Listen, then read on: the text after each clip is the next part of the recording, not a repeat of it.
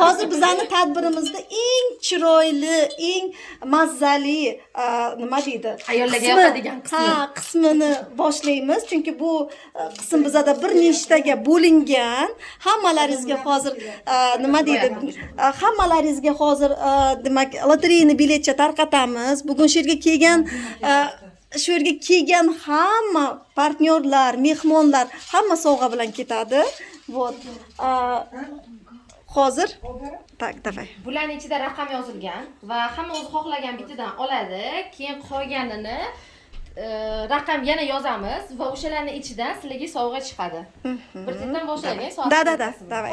Men videoga olib, xohlaganini olasiz. Aha.